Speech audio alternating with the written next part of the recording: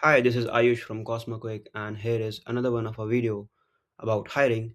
And this video is about proliferating the underlying issue that persists across all the organizations, companies who hire.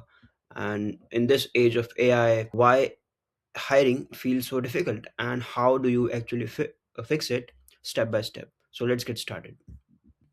Across industries, hiring frustration has become a recurring theme. Roles remain open, pipelines feel inconsistent, candidate quality feels unpredictable, hiring cycles stretch longer than expected.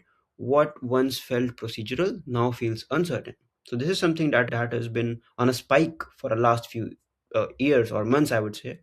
And why is it so? So many companies describe a similar pattern. Applications arrive, yet alignment feels limited. Resumes accumulate, yet shortlists shrink. Happen, yet confidence remains fragile. So the difficulty is rarely described as a single failure. It is experienced as persistent friction. And it is more about the process, the structure which are involved in hiring rather than a singular failure. You cannot just take one culprit and scapegoat through it. There are issues with multiple processes here. So why does hiring feels increasingly complex? Hiring workflows have gradually accumulated layers. More platforms, more resumes, more tools, more screening steps, more interview stages, more decision stakeholders. Complexity increases quietly. Efficiency often declines gradually. So, the illusion of candidate abundance. Modern hiring channels create unprecedented visibility. Large candidate pools, high application volumes, seemingly infinite options. So, this is the beginning of the problem. The volume is humongous, but the quality is very low. So abundance frequently produces noise rather than clarity. This is something worth giving your time to. Volume without relevance generates friction, and the way you fix hiring is by eliminating friction more and more. So the problem number one here is signal dilution. More candidates do not automatically produce better hiring outcomes. Large pipelines often dilute relevant signals. Screening becomes heavier, evaluation becomes slower, decision making becomes more uncertain, signal clarity declines as noise increases. The problem number two here is resume centric evaluation. I just did a video about this. Resumes dominate early hiring decisions, but they are easy to request and they are easy to compare, they are easy to filter, but they just communicate claims. You will just end up hiring someone who writes better resumes, who has optimized resumes. You have to look for the skill, you have to look for proof of work. So proof of work should be given more importance than mere resume or mere paperwork. Problem number three, interview performance bias. Interviews remain central to candidate evaluation. No matter how much technologically advanced we become, no matter how many first rounds of interview we outsource, the interview will always remain crucial to hiring. You have to assess the person one on one before you onboard them onto your company. So they measure communication ability, they measure conversation fluency, they measure presentation strength, but they do not always correlate with execution capability. So you do not have to get lured away the way by the way they communicate, but you have to dig in deeper and see if they have got the skills and if they have proof of work.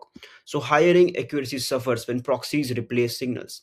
The problem number four here is pipeline noise. Broad targeting strategies generate wide pipelines. Wide pipelines introduce misalignment. Misalignment increases screening effort.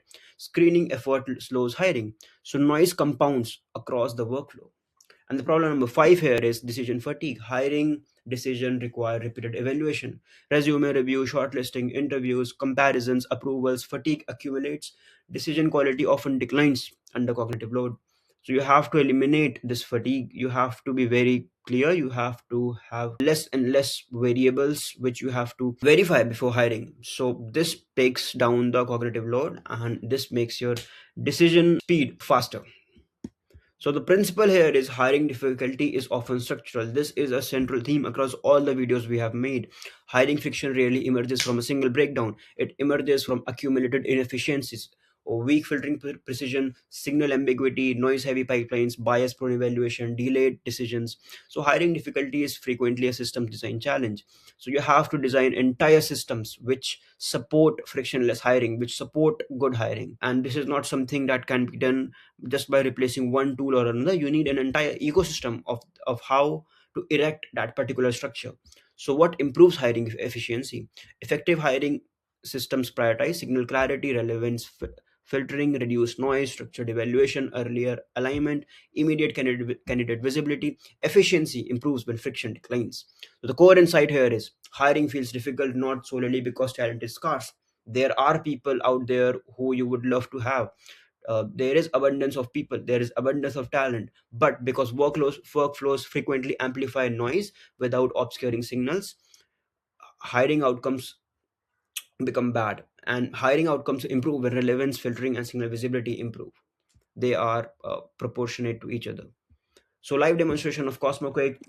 We build a platform where you can go, you can raise a hiring request, you get a dashboard, and you can hire people. You can go through, you get pre-vetted talent, you get the best of the talent, you get recruiter OS and many much tools. You do not have to just replace one tool. We build an entire structure of tools that help you hire better.